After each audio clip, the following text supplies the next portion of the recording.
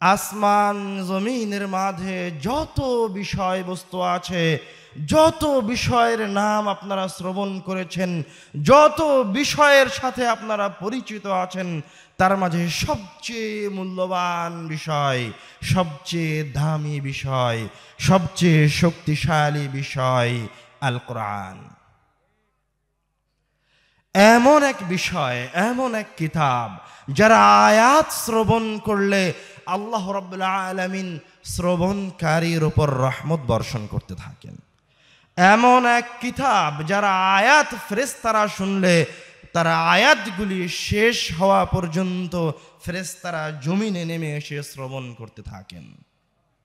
এমন এক কিতাব, যেই কিতাব যতক্ষণ বান্দা তেলাওয়াত করতে থাকে ততক্ষণ পর্যন্ত বান্দারা আমলনামায় ফেরেশতারা নেকি লিখতে থাকে। এমন এক কিতাব যার মাধ্যমে আল্লাহ রাব্বুল আলামিন বান্দাদেরকে ইহকালীন জীবনের এবং পরকালীন জীবনের যাবতীয় সমস্যা এবং বালা মুসিবত থেকে বের হয়ে আসার জন্য কত শক্তিশালী সূরা প্রদান করেছেন। এমন এক কিতাব, যে কিতাবের মাঝে আল্লাহ রাব্বুল আলামিন এমন সূরা রেখেছেন যেই সূরাগুলি কিয়ামতের দিনের যে ভয়াবহ বর্ণনা আপনারা শুনলেন, সেই ভয়াবহ সময় আপনার সঙ্গ দিবে। এমন এক কিতাব, যে কিতাবের কিছু সূরা আপনার দুনিয়াবী জীবনের বরকতের জন্য, আপনার দুনিয়াবী জীবনের রুজি বৃদ্ধির জন্য যথেষ্ট হবে। এই মহান কিতাবের মর্যাদা, শ্রেষ্ঠত্ব যদি আমি আপনাকে আরো স্পষ্ট করে বলতে চাই, তাহলে শুনেন, যেই ব্যক্তি এই কিতাবের যত কাছে আসবে আল্লাহ রাব্বুল আলামিন ওই ব্যক্তিকে তত সম্মানিত করে দিবেন, তত মর্যাদাবান করে দিবেন। দেখেন, আমাদের নবী মুহাম্মদ সাল্লাল্লাহু আলাইহি ওয়াসাল্লামকে সর্বশ্রেষ্ঠ নবী হিসেবে নির্বাচন করেছেন। কেন তিনি সর্বশ্রেষ্ঠ নবী হিসেবে আমাদের সকলের পিতা আদম আলাইহিস সালামকে নির্বাচন করতে পারতেন না? পারতেন। আল্লাহ রাব্বুল আলামিন মুহাম্মদ সাল্লাল্লাহু আলাইহি ওয়াসাল্লামকে সর্বশ্রেষ্ঠ নবী ও রাসূলের মর্যাদা দান করেছেন, সাইয়্যিদুল আম্বিয়া করেছেন। কেননা আল্লাহ রাব্বুল আলামিন তাকে কোরআনুল কারীমের মতো শ্রেষ্ঠ মুআজিজা প্রদান করেছেন। আমি আপনি সর্বশ্রেষ্ঠ উম্মত। কেন? কেননা আল্লাহ রাব্বুল আলামিন আমাদেরকে কোরআনুল কারীমের মতো এক মহান কিতাব প্রদান করেছেন। কিন্তু আমি আপনি এমন এক বান্দা, আমি আপনি এতটা বিমুখ এই কিতাব থেকে, আমি আপনি আমাদের ধর্ম সম্পর্কে এতটা অজ্ঞ যে আমি আপনি জানি না এই কিতাব থেকে, এই কিতাবের সূরাগুলি দিয়ে আমরা আমাদের দৈনন্দিন জীবনে কিভাবে উপকার লাভ করতে পারি। আমরা জানি না এই কিতাবের কোন সূরা দিয়ে আমরা বিপদের সময় আল্লাহ রাব্বুল আলামিনের কাছে পরিত্রাণ চাইলে পরিত্রাণ পাবো। এই কিতাবের কোন সূরা আমাদের জন্য কিয়ামতের দিন দাঁড়াবে আমরা জানি না।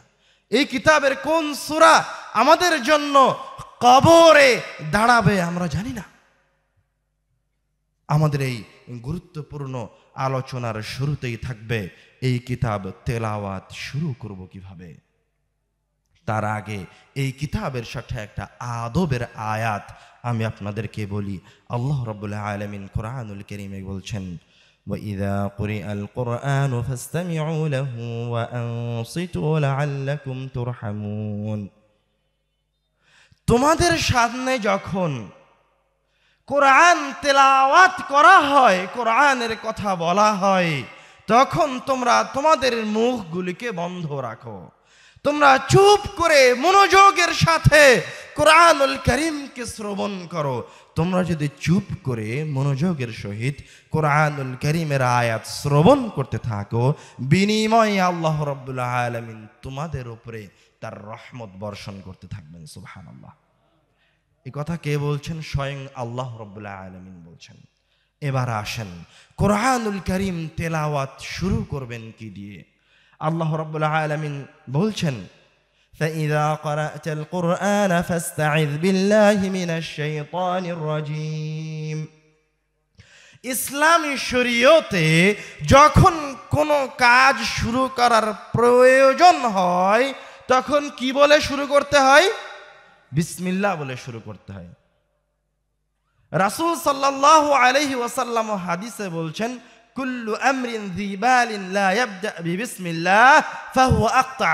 আর এক হাদিসে বলছেন ফাহুয়া আবতার, যেই কাজ বিসমিল্লাহ দিয়ে শুরু করা হয় না ওই কাজে বরকত থাকে না, ওই কাজে মহান রব্বুল আলামিনের পক্ষ থেকে কবুলিয়াত থাকে না। তো কাজ কি দিয়ে শুরু হয়? বিসমিল্লাহ দিয়ে শুরু হয়। কিন্তু আল্লাহ রব্বুল আলামিন এই মহান কিতাবের ক্ষেত্রে বিধান পরিবর্তন করে দিয়েছেন। আল্লাহ রাব্বুল আলামিন কি বলছেন? তুমি যখন কোরআন তেলাওয়াত করতে শুরু করবে তখন তুমি বিসমিল্লাহির রহমানির রহিম বলার আগে কি বলো? আউযু বিল্লাহি মিনাশ শাইতানির রাজিম। তুমি আগে আল্লাহ রাব্বুল আলামিনের কাছে শয়তান থেকে পরিত্রাণ চাও। আশ্চর্যজনক কথা, সব জায়গায় বিসমিল্লাহ দিয়ে কথা শুরু করতে হচ্ছে, মহান রব্বুল আলামিনের কিতাব কেন শয়তান থেকে পরিত্রাণ চেয়ে শুরু করতে হচ্ছে? প্রশ্ন জাগে না আপনার অন্তরে? আমি আপনি কোনোদিন এটা চিন্তা ভাবনা করে দেখিনি? কোরআনুল কারীমের কোন একটা আয়াতকে নিয়ে আমরা তাদাব্বুর করিনি, অথচ আল্লাহ রাব্বুল আলামিন বলছেন আফালা ইয়াতাদাব্বারুনাল কুরআন আম আলা কুলুবিহিম আকফালুহুম। আমরা কেন কোরআনুল কারীম নিয়ে, কোরআনুল কারীমের একটা আয়াত নিয়ে চিন্তা ভাবনা করি না? আমাদের অন্তরে কি তালা লাগিয়ে দেওয়া আছে? কেন আমরা কোরআনুল কারীমের একটা আয়াত নিয়ে চিন্তা ভাবনা করি না? আমরা যদি কোরআনুল কারীমের একটা আয়াত নিয়ে চিন্তা ভাবনা করি, একটা আয়াত নিয়ে তাদাব্বুর করি, তাহলে আল্লাহ রাব্বুল আলামিন একটা আয়াতের বিনিময়ে আমাদেরকে হেদায়েত দিয়ে দিতে পারেন। একটা আয়াতের বিনিময়ে আল্লাহ রাব্বুল আলামিন আমাদেরকে জান্নাত দিয়ে দিতে পারেন। এর নাম কোরআন। আমাদেরকে আল্লাহ রাব্বুল আলামিন আউযু বিল্লাহি মিনাশ শাইতানির রাজিম দিয়ে কেন শুরু করতে বলছেন? তার একাধিক জবাব আছে। তার প্রথম উত্তর,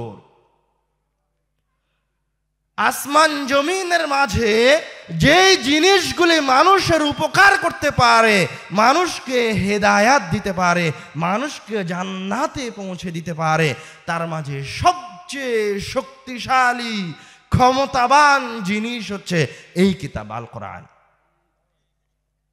তো যে জিনিস মানুষের সবচেয়ে বেশি উপকারে আসবে, শয়তান হচ্ছে ওই জিনিসের সবচেয়ে বড় শত্রু।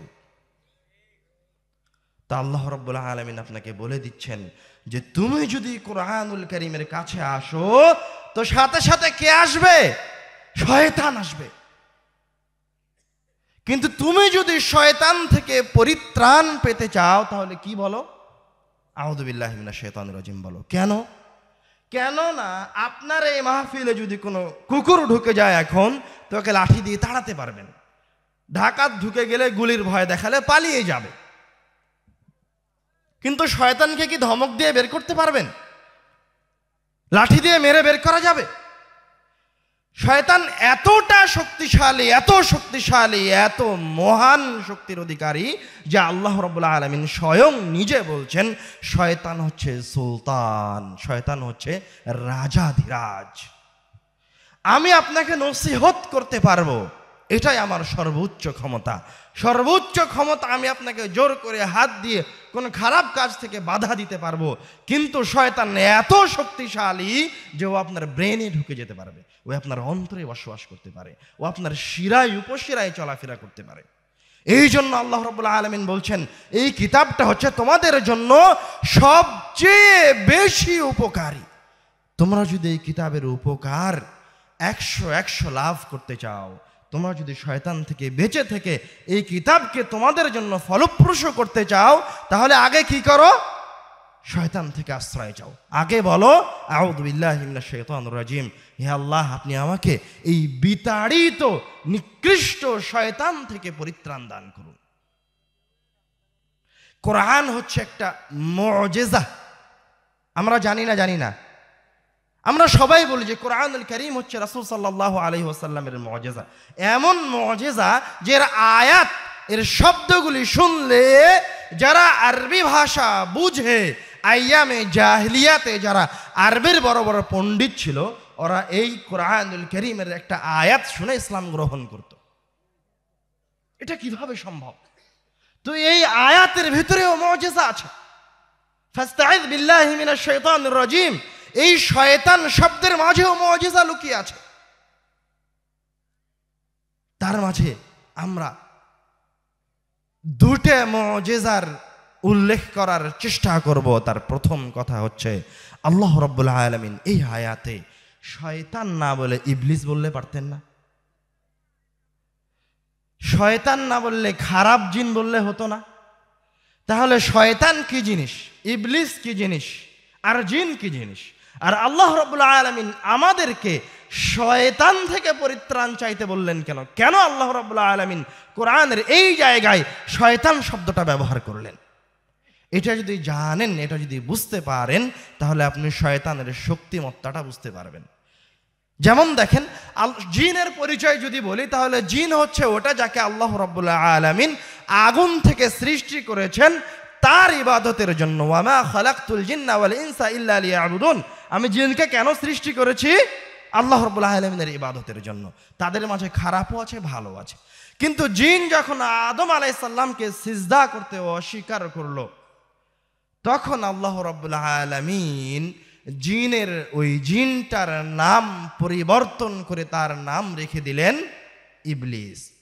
ওয়াকুলনা লিল মালাইকাতি ইসজুদু লিআদম ফাসাজাদু ইল্লা ইবলিস, সবাই সিজদা করলো কিন্তু ইবলিস সিজদা করলো না। ইবলিস শব্দ হচ্ছে আবলাসা থেকে, যার অর্থ হতাশ হওয়া। ইবলিস চেয়েছিল সম্মানিত হতে, ইবলিস চেয়েছিল, ওই জিনটা চেয়েছিল যে আমি মানুষের চেয়ে বেশি সম্মানিত হব, কিন্তু সে হতাশ হয়েছে। কিন্তু এইভাবে আল্লাহ রাব্বুল আলামিন যত জায়গায় জিনের আল্লাহর সাথে নাফরমানি করার কথা বলবেন, কোরআনুল কারীমের যত আয়াতে, যত জায়গায় এই সিজদা করতে যে তারা অস্বীকার করলো, এই ঘটনা বর্ণনা করবেন, সব জায়গায় আল্লাহ রাব্বুল আলামিন জিনকে ইবলিস বলবেন, শয়তান বলবেন না, জিনও বলবেন না। এটা কোরআনুল কারীমের একটা মাধুর্যতা। আল্লাহ রাব্বুল আলামিনের কোরআনুল কারীমের শব্দ চয়নের সূক্ষ্মতা। তো কখন শয়তান বলছেন? এই ইবলিস যখন আল্লাহ রাব্বুল আলামিনের নাফরমানি করলো, নাফরমানি করার পর আবার যখন আদম আলাইহিস সালাতু ওয়াস সালামকে ওয়াসওয়াসা দিয়ে তাকে পাপ কাজে নিয়ে আসলো, তখন আল্লাহ রাব্বুল আলামিন তার নাম রেখে দিলেন শয়তান। আল্লাহ রাব্বুল আলামিন বলছেন ফাআযাল্লাহুমা শাইতান, এই জায়গায় আর আল্লাহ রাব্বুল আলামিন বলছেন না ফাআযাল্লাহুম ইবলিস, কি বলছেন? ফাআযাল্লাহুমা শাইতান, তাদের দুইজনকে শয়তান পথভ্রষ্ট করেছে।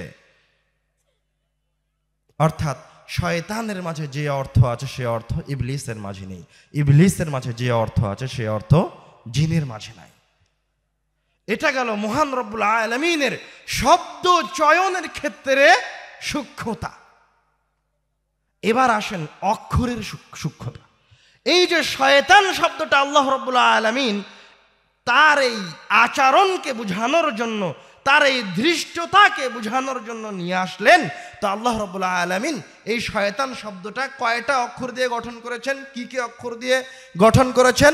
শিন, ইয়া, ত, আলিফ, নুন। দেখেন আল্লাহ রাব্বুল আলামিনের অক্ষর চয়নের সূক্ষ্মতা। শয়তানের প্রথম অক্ষর হচ্ছে শিন। শিনকে আরবি ভাষায় বলা হয় হুরুফুত তাফাশি। শিন যখন উচ্চারণ করা হয়, যারা মাখরাজ বুঝে, শিন যখন উচ্চারণ করা হয় তখন উচ্চারণটা মানুষের এই দাঁতের আর জিহ্বা যখন স্পর্শ করে, এই ছোট ছোট ছিদ্র দিয়ে এর উচ্চারণটা বের হয়ে আসে। শিন ছড়িয়ে ছিটিয়ে যায়। তো আল্লাহ রাব্বুল আলামিন এই অক্ষরটা নিয়ে আসলেন এই জন্য যে আপনি যখন এই দৃষ্ট বস্তুর নাম উচ্চারণ করবেন, তখন আপনি যেন বুঝতে পারেন যে শয়তান হচ্ছে ওটাই যে এইরকম ছোট ছোট ছিদ্র দিয়ে প্রবেশ করতে পারে। শয়তান হচ্ছে ওইটাই যে ছড়িয়ে ছিটিয়ে আছে। তারপরে আল্লাহ রাব্বুল আলামিন এই শব্দের জন্য আরেকটা অক্ষর চয়ন করেছেন, সেটা হচ্ছে ত, যেটাকে আরবি ভাষায় হুরুফুশ সিদ্দাহ মিন হুরুফিশ সিদ্দাহ, আরবি ভাষার সবচেয়ে কঠিন অক্ষর। আলিফ বা তা এগুলি হচ্ছে সহজ, উচ্চারণ করা সহজ, কিন্তু ত উচ্চারণ করা কঠিন। তো আল্লাহ রাব্বুল আলামিন এই যে অক্ষরটা উচ্চারণ করতে সবচেয়ে বেশি শক্তির প্রয়োজন হয়, ওই অক্ষরটা কার নামকরণের ক্ষেত্রে, কার নামের ক্ষেত্রে ব্যবহার করেছেন? শয়তানের ক্ষেত্রে ব্যবহার করেছেন। কেন? কেননা আপনি যখন শয়তান উচ্চারণ করবেন, তখন আপনি এই উচ্চারণ থেকে অনুধাবন করেন যে শয়তান হচ্ছে মহাশক্তিশালী, ওর যত শক্তি আছে এত শক্তি অন্য কারো কাছে নাই। তারপরে আল্লাহ রাব্বুল আলামিন আরেকটা অক্ষর চয়ন করেছেন, সেটা হচ্ছে আলিফ। এই আলিফটাকে আরবি ভাষায় বলা হয় হুরুফুল ইশবা। ইশবা মানে কি? আকালতু ওয়া শাবি'তু, আমি খেয়েছি এবং পরিপূর্ণ হয়েছে। মানুষ যখন খায় তখন তার পেটটা ভরে যায়, আকালতু ওয়া শাবি'তু। তো আল্লাহ রাব্বুল আলামিন হুরুফুল ইশবা এই শয়তান নাম গঠনের সময় ব্যবহার করেছেন। কেন? যাতে আপনি এই নামটা উচ্চারণের সময় বুঝতে পারেন, এই নামটা উচ্চারণের সময় অনুধাবন করতে পারেন যে শয়তান পরিপূর্ণটাই ধৃষ্টতা দিয়ে, নিকৃষ্টতা দিয়ে, পাপাচার দিয়ে পরিপূর্ণ, এর কাছে কোনো কল্যাণ নাই। কথা কি বুঝতে পারছেন? তো আরবেরা কোরআনুল কারীমের এই অক্ষর আর শব্দের চয়নের মাধুর্যতার কারণে আশ্চর্য হয়ে যেত, এতটা আশ্চর্য হয়ে যেত যে যারা মুহাম্মদ সাল্লাল্লাহু আলাইহি ওয়াসাল্লামের উপর ঈমান আনায়ন করতে চাইতো না, তারা মুহাম্মদ সাল্লাল্লাহু আলাইহি ওয়াসাল্লামকে বিভিন্নভাবে গালিগালাজ করতো। তো কিভাবে গালি দিবে? যে লোকটা এত সুন্দর সুন্দর চমৎকার শব্দ আর বাক্য বলছে, তাকে কি বলা যায়? তখন তারা কখনো কখনো বলতো মোহাম্মদ শায়ের, মোহাম্মদ কবি, তারা কখনো বলতো মোহাম্মদ কাহেন, মোহাম্মদ হচ্ছে পাদ্রী, আবার কখনো কখনো তারা বলতো মোহাম্মদ মাজনুন, মোহাম্মদ পাগল হয়ে গেছে। এই শব্দের মাধুর্যতার কারণে, অক্ষরের মাধুর্যতার কারণে, কোরআনুল কারীমের বাক্যের মাধুর্যতার কারণে তারাই নিজেরাই পাগল হয়ে যেত যে মুহাম্মদ সাল্লাল্লাহু আলাইহি ওয়াসাল্লামকে কি বলবে, খুঁজে পেত না। তো আল্লাহ রাব্বুল আলামিন এই কিতাবের আয়াতকে দিয়ে, এক একটা আয়াতকে দিয়ে শত শত মানুষকে হেদায়েত প্রদান করেছেন। আমরা এই আয়াতে আউযু বিল্লাহি মিনাশ শাইতানির রাজিমে শয়তান শব্দের মুজিজার কথা বলছিলাম। এখন আসেন, শয়তান কি শুধু কোরআন তেলাওয়াতের সময় আমাদেরকে অসুবিধায় ফেলবে? শয়তান কি শুধু নামাজের সময় এসে আমাদেরকে ওয়াসওয়াসা প্রদান করবে? শয়তান আমাদেরকে বিভিন্নভাবে পথভ্রষ্ট করার চেষ্টা করবে। শয়তান আমাদেরকে বেদাতের মাঝে নিয়ে যাবে, শয়তান আমাদেরকে শিরকের মাঝে নিয়ে যাবে, শয়তান আমাদেরকে ভালো কাজে দেখিয়েই শিরকের মাঝে নিয়ে যাবে, শয়তান আমাদেরকে কোরআনুল কারীমকে দিয়েই শিরক করাবে। দেখবেন কিভাবে। আল্লাহ রাব্বুল আলামিন এই কিতাবের নাম কি রেখেছেন? আল কোরআন। আল কোরআন শব্দের অর্থ কি? তেলাওয়াত করার কিতাব, পাঠ করার কিতাব, অধ্যয়নের কিতাব। মানে এই কিতাব থেকে কেউ যদি কোনো উপকার নিতে চায়, তাহলে এই কিতাব তেলাওয়াত করে উপকার নিতে হবে। শত শত হাদিস আর কোরআনুল কারীমের আয়াত প্রমাণ করে যে কোরআনুল কারীম যতক্ষণ পর্যন্ত আপনি তেলাওয়াত করবেন না, ততক্ষণ পর্যন্ত কোরআনুল কারীম আপনার সরিষা সমপরিমাণ উপকার করতে পারবে না। আপনি যদি কোরআনুল কারীমকে দিয়ে দুর্গ নির্মাণ করেন আর ওই দুর্গের ভিতরে গিয়ে আশ্রয় নেন, তো কোরআনুল কারীম আপনার সরিষা সমপরিমাণ উপকার করতে পারবে না। আপনি কোরআনুল কারীমের একটা আয়াত তেলাওয়াত করেন, কোরআন আপনার উপকারে আসবে। কোরআনের আয়াত তেলাওয়াত করেন, আল্লাহ রাব্বুল আলামিন আপনাকে বিপদ থেকে বাঁচাবে। দেখেন রাসূল সাল্লাল্লাহু আলাইহি ওয়াসাল্লাম নিজে হাদিসে বলছেন, রাসূল সাল্লাল্লাহু আলাইহি ওয়াসাল্লাম নিজে বলছেন হাদিসে, ইকরাউল কুরআন, তোমরা কোরআন তেলাওয়াত করো, ফাইন্নাল্লাহ তাআলা লা ইউআযযিবু কলবান ওয়াল কুরআন। যেই ব্যক্তি কোরআনকে তার অন্তরে ধারণ করে, আল্লাহ রাব্বুল আলামিন ওই ব্যক্তিকে কোনোদিন কোনো প্রকার শাস্তির সম্মুখীন করবেন না। আমরা বিপদ থেকে বাঁচার জন্য, যেমন মনে করেন যখন সৈন্যরা যুদ্ধে যায় তখন তার শরীরে যেন গুলি না লাগে সেই জন্য তারা বুলেট প্রুফ জ্যাকেট পরিধান করে। বর্তমান সময়ে আধুনিক যুগে বোমা থেকে বাঁচার জন্য মাটির নিচে সেফ হাউস নির্মাণ করা হয়। বোমা থেকে বাঁচার জন্য সেফ হাউস নির্মাণ করা হয়। সেফ হাউস কি, ওপরে বোমা পড়বে আপনার কোনো কিছু হবে না। আল্লাহ রাব্বুল আলামিন মুসলমানদের জন্য সেফ হাউস করে দিয়েছেন কোরআন মাজিদকে। রাসূল সাল্লাল্লাহু আলাইহি ওয়াসাল্লাম এই কথা স্বয়ং নিজে বলেছেন। রাসূল সাল্লাল্লাহু আলাইহি ওয়াসাল্লাম বলছেন, ইন্নাল্লাহ তাআলা লা ইউআযযিবু কলবান ওয়াল কুরআন ওয়া ইন্না হাযাল কুরআন মা'দাবাতুল্লাহ। এই কোরআন মাজিদ হচ্ছে এই পৃথিবীতে, এই জমিনের উপরে মহান রব্বুল আলামিনের মেহমানখানা। ফামান দাখালা ফীহি ফাহুয়া আমিন। যেই ব্যক্তি এই কোরআনুল কারীমকে দিয়ে আল্লাহ রাব্বুল আলামিনের কাছে যে কোনো বিপদ বালা মুসিবত থেকে, যে কোনো সমস্যা থেকে পরিত্রাণ চাইবে, আল্লাহ রাব্বুল আলামিন তাকে ওই বিপদ থেকে, ওই বালা মুসিবত থেকে পরিত্রাণ দান করবেন। আপনি মনে হয় এখনো বুঝতে পারেননি,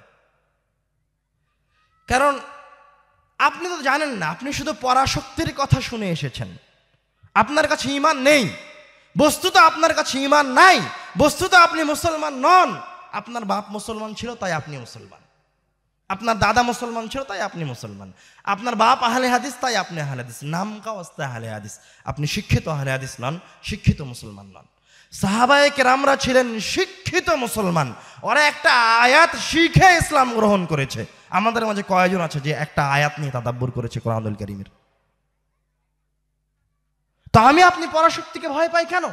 আমি আপনি কোরআনুল কারীমের শক্তিমত্তা সম্পর্কে অবগত নই, আমরা এই হাদিসের উপর ইয়াকিন, বিশ্বাস রাখি না, এই কথাই সত্য। কেন সাহাবায়ে কেরাম 313 জন সাহাবী 1000 সৈন্যের বিরুদ্ধে যুদ্ধ করে জয় নিয়ে আসেনি?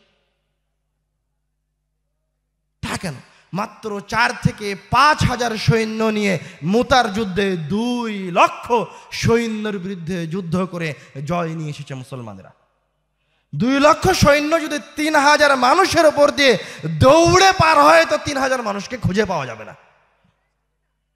তো তারা কি দিয়ে জয় অর্জন করেছে? তাদের কাছে কি ছিল? তাদের সম্পদটা কি? তাদের সম্পদ হচ্ছে কোরআনুল কারীমের আয়াত। তারা একটা আয়াত শিখে ঈমান এনেছে। তারা জানে যে এই কিতাবের একটা আয়াতের একটা শব্দ, একটা অক্ষর দিয়ে এই বিশাল বাহিনীকে তছনছ করে দেওয়া সম্ভব।